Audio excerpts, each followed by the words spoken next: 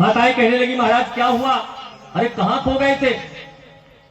गर्गाचार्य जी कहते हैं देवियों आप लोग भी बीच में पता नहीं क्यों परेशान हो जाती। अरे जब हम बालकों की कुंडली देखते हैं, राशि देखते हैं, उनके ग्रह नक्षत्र देखते हैं, तो उनको देखने के लिए हमें ऊपर आसमान की ओर देखना होता है कि कौन सा नक्षत्र कौन सा ग्रह कहां पर है, और आपने हिला दिया बीच में।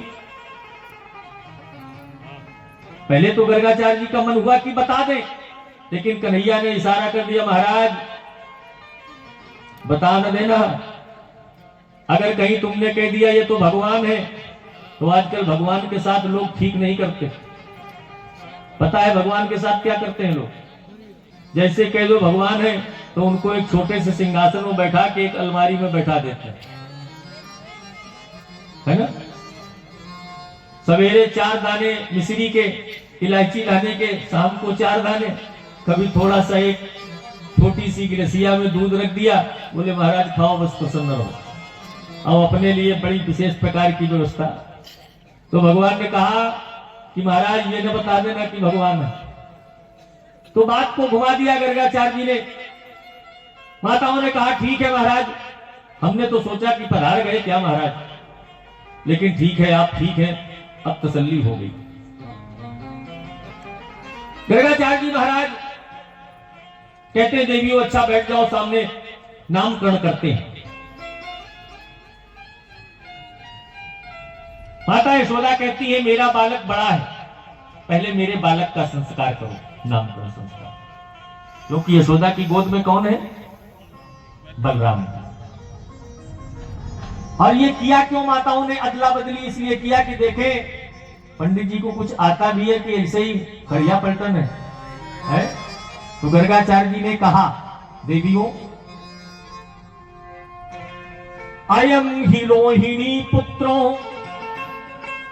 रमयन सुहृदो गुणई आख्यास्यते राम इति बलाधिक्याद बलम विधु। हे मैया यशोदा तुम्हारी गोद में जो बालक लेटा है वो तुम्हारा नहीं, वो रोहिणी का पुत्र है। और जैसे ही मैया ने सुना कि बता दिया महाराज ने तुम्हारा नहीं है, ये रोहिणी का पुत्र है, तो तुरंत अंगूठी उतारी और महाराज को पकड़ा दिया। महाराज तो बड़ा विज्ञानी, ऐसे ही नहीं है, जानकार है महाराज, सच्चा ज्योतिषी है। इस बालक का नाम, क्योंकि इसका नाम तो राम है, लेकिन बलाधिक्याद बलम विदु, बल की अधिकता के कारण इसका नाम बलराम भी कहा जाएगा। कुछ लोग बलभद्र भी कहेंगे, कुछ लोग इनको दाऊ दयाल भी कहेंगे, क्योंकि एक गर्भ से दूसरे गर्भ में संकर्षित करके लाए गए हैं, तो कुछ लोग इनको संकर्षण के नाम से भी जानेंगे। और आगे चल के इनका शस्त्र होगा हल, तो इनको कुछ लोग हलधर भी कहा जाए। ये नाम तो बलराम जी के हो गए। अब रोहिणी माता कहती है कि मेरी गोद में जो बालक है उसका नामकरण करिए। गर्गाचार्य जी महाराज आसन वर्णास्त्रयो हास्य ग्रहतोनुयुगम तनु शुक्लो रक्त स्तता पीत इदानीं कृष्णतां नः कृष्णतां गतः। क्या है, पहले जो ये बालक आपकी गोद में है रोहिणी माता, इस बालक का पहला वर्ण था शुक्ल वर्ण, फिर आगे इनका रक्त वर्ण हो गया, अब इस समय इनका कृष्ण वर्ण है। तो इनका एक नाम में कृष्ण रखता हूं। थोड़ा सांवला सलोना है, कृष्ण कहते हैं काले को,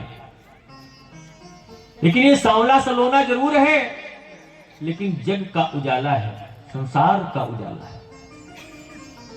माता ये कभी वसुदेव का भी पुत्र था, इसलिए इनका एक नाम वासुदेव है।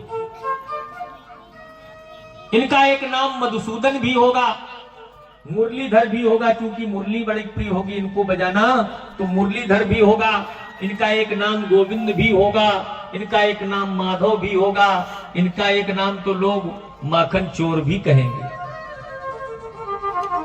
यही बात वशिष्ठ जी ने दशरथ जी से कहा था जब राम का नामकरण किया कि इनके नाम अनेक अनूपा, इनके नाम अनेक अनूपा, इनके नाम अनेक अनूपा, इनके नाम अनेक अनूपा, मैं न कहूँ स्वमति अनुरूपा, मैं न कहूँ स्वमति अनुरूपा, मैं न कहूँ स्वमति अनुरूपा।